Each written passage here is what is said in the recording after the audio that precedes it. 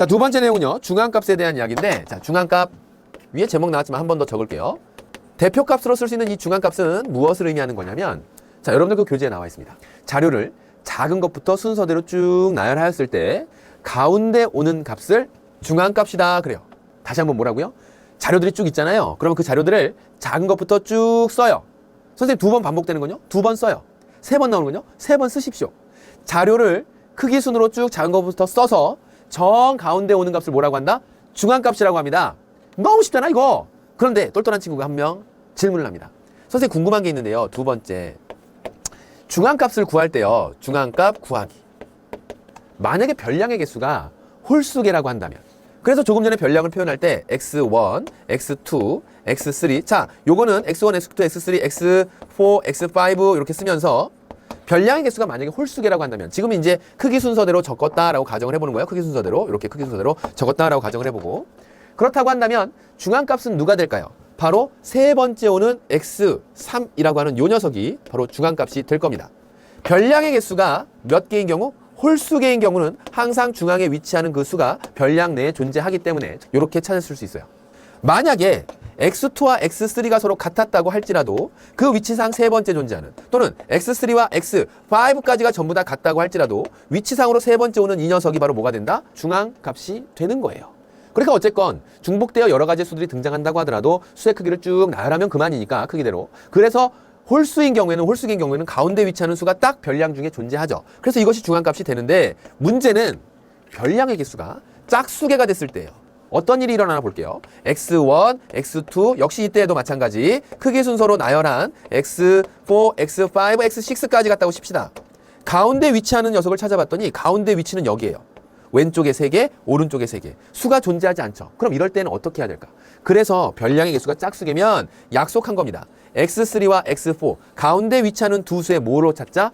평균. 그래서 x3 플러스 x4를 가운데 위치하는 두 개의 수를 뭐로 나눠서? 2로 나눠서 그 정중앙에 위치하는 두 수의 별량의 개수가 짝수인 경우 중앙에 위치하는 두 수의 평균을 구해서 그것을 뭐로 쓰자? 옳지. 중앙값으로 사용하자. 그런 거예요. 중앙값에서는 그 내용은 상당히 간단하고, 문제에서 주의해서 접근해야 되는 건 이렇듯 별량의 개수가 홀수계냐 짝수계냐에 따라서 별량 내에 중앙값이 존재하느냐. 물론 이 평균 중에서 사실 이럴 수 있죠. 여기가 3이고 여기가 3이었어. 그럼 평균을 구해도 3이 될 거 아닙니까? 물론 별량 내에 존재하지만 이 가운데 위치하는 수로서는 짝수계인 경우에는 물리적으로 불가능하기 때문에 가운데 위치하는 두 수의 뭘 구한다? 평균을 구한다. 그 얘기예요. 만약에 선생님 수가 달랐을 때는 어떻게 해요? 3과 4를 더해서 2로 나눠주면 되죠. 3.5가 그러니까 여기 있는 별량 내에 존재하지 않는 3.5가 중앙값이 될 수 있더라. 된다. 이 얘기예요. 그럼 선생님과 함께 중앙값에 관련된 얘기 같이 한번 풀어보도록 할게요. 2, 3, 4, 8, 9, 11, 12 친절하게도 이 별량들을 순서대로 나열했어요. 사실 자료를 순서대로 나열하는 건 여러분들에게 이제 어려운 일은 아니어야 됩니다. 그치? 실수를 안 하는 게 중요한 일이긴 해요. 자, 그러면 하나, 둘, 셋, 넷, 다섯, 여섯, 일곱 개 홀수계네요. 그러면 그 가운데 위치하는 수는 네 번째 오는 수가 정 가운데 오는 수가 되고 중앙값인 8이 되겠습니다. 라는 거죠. 자, 그 다음에 10, 12, 14, 16, 17, 18 이렇게 나왔어요. 자료의 개수가 별량이 몇 개가 나왔냐면 하나, 둘, 셋, 넷, 다섯, 여섯 개죠. 그럼 6개라고 한다면 가운데 위치하는 세 번째와 네 번째 수의 무엇을 구해서? 평균을 구해서 중앙값으로 쓰자. 그 얘기입니다. 가운데 위치하는 두 수, 무엇과 무엇? 14와 16의 합을 2로 나눠서 얼마? 바로 15가 되겠죠. 그래서 이러한 15인 경우에는 별량 내에 별량 중에 15라고 하는 값이 없을지라도 짝수계였기 때문에 가운데 위치하는 두 수의 평균을 구해서 중앙값으로 사용한다. 왜? 별량의 개수가 짝수계였으니까. 그래서 정답은 15라고 이렇게 적으면 완성되겠네요. 이런 경우는 어떻게 해야 될까? 다음은 어느 날 주요 도시의 불쾌지수를 나타낸 표입니다. 불쾌지수의 중앙값을 구해라. 제일 작은 값부터 쓰죠. 높으면 높을수록 불쾌한 정도가 눈도 마주치기 힘들게. 쳐다보지 마, 싸울지도 몰라. 막 이렇게. 81, 76, 81, 83, 77, 79, 79. 제일 낮은 쪽이 부산이네요. 역시 부산이 살기 좋은 것 같더라. 76. 그렇다고 또 우리 제자들 중에서 대구에 사는 친구들 뭐야? 또 이런 거 아니에요? 그냥 여기 나는 자료가 그냥 그렇다 뿐입니다. 76. 그 다음 나오는 게, 그 다음 수 큰 것이 서울과 대전이 81과 77 나오죠. 미안. 광주가 77. 그 다음에 서울과 대전이 81로 똑같네요. 81, 81. 다음 대구가 83, 79 나오죠. 인천과 울산이 79 나와야 되는데 선생님이 이렇다 글쎄. 79, 79. 그 그 다음에 81, 그 다음에 84. 81이 두 개인데 81 하나밖에 안 썼죠. 그래서 개수 세워주는 거 잊지 말고 마지막까지 확인 꼭 합시다. 자, 이렇게 했어요. 그러면 지금 나와 있는 게 총 7개의 별량들이고 7개의 별량을 크기 순서대로 나열하였고 그 크기 순서대로 나열했을 때 홀수 개인 별량의 개수를 갖기 때문에 가운데 위치하는 수, 여기에 네 번째 나오는 수가 가운데 위치하는 수로 중앙값이 되겠죠. 그래서 중앙값 얼마? 79 이렇게 적어주면 완성되겠네요. 자, 다음 내용으로 이제 최빈값 가보도록 하죠. 자료의 중심 경향을 이야기할 수 있는 지표라고 할 수 있겠죠. 다양한 대표값이 존재할 수 있고 그 다양한 대표값들 중에서 대표적인 세 가지 평균과 중앙값과 최빈값, 그 마지막 내용 최빈값을 얘기합니다. 최빈값은요, 가장 빈번하게 등장하는 값이 무엇이냐 그 얘기예요. 그랬을 때 최빈값의 특징, 개수 세기만 하면 중앙값만큼이나 훨씬 더 특별한 계산 없이도 쉽게 찾아낼 수 있어요. 개수만 헤아릴 수 있다면. 그렇다고 한다면 쉬우니까 쉽게 풀 수 있을 줄 알았는데 이상하게 약간 긴가? 민가? 그런가? 아닌가? 라고 하는 헷갈리는 것들이 있어요. 그 첫 번째 내용을 보게 되면 자료의 수가 많은 경우에 평균이나 중앙값보다 구하기 쉽고 숫자로 나타내지, 밑줄 치세요. 숫자로 나타내지 못하는 것들도 표현할 수 있더라. 숫자로 표현되지 않는 경우도 표현할 수 있다.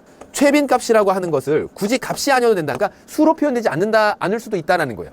잠시 뒤에 이제 문제를 통해서 한번 살펴보도록 하죠. 자, 그 다음에 이제 두 번째 특징을 보게 되면 우리가 중앙값이 됐거나 평균이 됐거나 어쨌거나 그 값들이 존재하죠. 맞아요? 값들이 존재를 하게 되는데 최빈값인 경우에는 가장 빈번하게 등장해야 돼. 근데 우리 반 30명을 다 조사를 했는데 뭐 예를 들어서 수학 점수 30점 만점짜리를 한번 얘기해 볼까요? 그런데 1번이 1점, 30번이 30점 해서 1번서부터 30번까지 각자 1점 차이로 전부 다 다른 점수를 받았어요. 그러니까 그 고유의 별량들은 전부 다 한 개씩밖에 없는 거죠. 가장 빈번하게 등장한 뭐 2점짜리가 2명 있었다는 거던가 3점짜리가 2명 있었다라던가 라고 한다면 그것이 최빈값이 될 텐데 전부 다 똑같은 값을 받았어요. 다른 값을 받았어요. 그럼 최빈값이 존재할까요? 안 할까요? 최빈값이 없겠지. 그럼 이런 경우에는 최빈값을 구할 수 있다 없다? 구할 수 없어요. 그러면 이 최빈값으로서 자료의 중심 경향을 나타내려고 봤는데 자료의 중심 경향을 나타낼 수 있는 값이 없다니. 그럼 이거 도대체 어떻게 해야 되는 건가? 그렇죠. 그러니까 최빈값이 구할 수 있는 것은 간단해서 좋으나 때로는 구하지 못하는 경우도 있을 수도 있고 거기에 나타내는 경우, 자료수가 적은 경우에는 자료의 중심 경향을 잘 나타내지 못해요. 조금 전처럼 그런 거죠. 만약에 1점서부터 30점까지의 아이들을 전부 다 평균을 구해보면 그 가운데 오는 점수가 나올 거예요. 그런가요? 그런데 물론 중앙값을 구해도 그 가운데 오는 값이 나오겠죠. 그런데 여기에 나와요. 대체로 중앙쯤에. 근데 2점짜리가 2명 나왔어요. 1번부터 30번까지의 점수가 1, 2, 3, 4, 5, 6, 7, 8, 9, 10, 30이었는데 2점짜리가 2명이었어요. 그러면 최빈값이 2가 되니까 이걸 대표할 수 있는 값이 2입니다. 얘네 반은 점수가 2점짜리 반이에요. 이렇게 얘기할 수 있을까요? 그럴 수는 없겠지. 그러니까 최빈값이 여기에 나와 있는 대로 자료의 수가 적으면 중심 경향을 이야기하기 힘들 수도 있고 또한 더 나아. 물론 30명이 있는데 한 17명 이상이 전부 다 2점 맞아버렸어. 그렇다면 얘네들은 전체적으로 제대로 잘 못하는 아이들이 있겠구나. 아니면 17명 정도가 막 30점을 맞았어. 다 맞았다는 얘기야. 그러면 이 반은 잘하는 아이들만 모아놨구나 라는 것으로 이야기할 수 있죠. 그런데 그 값이 적게 되면, 빈도가 적게 되면 이것이 대표값으로 이야기하기 힘들 수도 있고 대표값이 존재하지 않을 수도 있고 그래서 자료에 따라서 존재하지 않을 수도 있고 없을 수도 있고 그 다음에 최빈 대표값으로서 중심 경향을 나타내지 못하는 경우 즉 뭐가 적었을 때 자료의 수가 적었을 때 대표값으로 인정되기 힘든 경우도 존재하더라. 이것이 바로 이제 최빈값이 갖는 특징이라고 할 수 있겠습니다. 선생님과 확인 문제를 통해서 같이 한번 살펴보도록 할게요. 다음 각 자료의 최빈값을 구하라. 그러고서 오이 선생님 여기 지금 노랑 빨강 파랑 빨강 주황 파랑 이렇게 나왔는데요. 여기에 최빈값이 도대체 뭐죠? 왜 숫자로 안 나와 있죠? 수로 표현되지 못하는 자료들도 최빈값을 이야기할 수 있다 그랬어요. 최빈값이라고 하는 것은 항상 수로만 나와야 한다는 법은 없는 거니까 수로 표현하지 못하는 경우에 최빈값을 나타낼 수 있다. 이러한 자료들의 대표값은 그러면 최빈값으로 표현하는 방법이 있겠네요. 이런 거야. 우리 반 아이들에게 어떤 우리 반 모둠에게 좋아하는 색깔 말하기라고 했는데 3명의 학생이 파랑이라고 얘기했더라.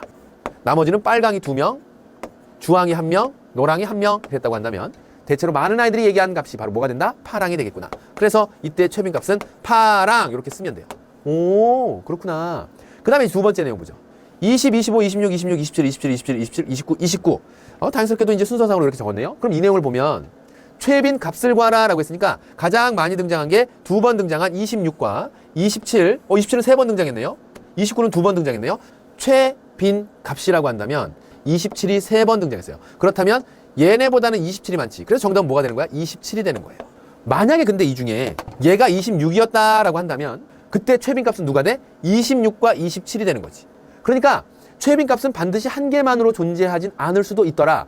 가장 많이 등장을 하는데 그 등장하는 횟수가 같으면 둘 다 모두 최빈값이 되는 것이고, 지금 여기에 나와 있는 거 선생님 두 개씩 똑같이 나온 거 있는데요. 그럼 얘는 최빈값에는 못 들어가. 왜냐면 이 두 개보다 더 큰 그 값이 있을 테니까. 맞나요? 해서 다음과 같이 27로 이렇게 찾아주면 되겠습니다. 세 번째 내용 보게 되면 165, 167, 168, 169, 171, 173 대표값으로 최빈값을 써라 라고 했다면 최빈값이 있어 없어? 전부 다 각기 다른 숫자들이 한 개씩밖에 없죠. 그래서 이때는 최빈값이 있다 없다? 최빈값이 없다 그 얘기입니다.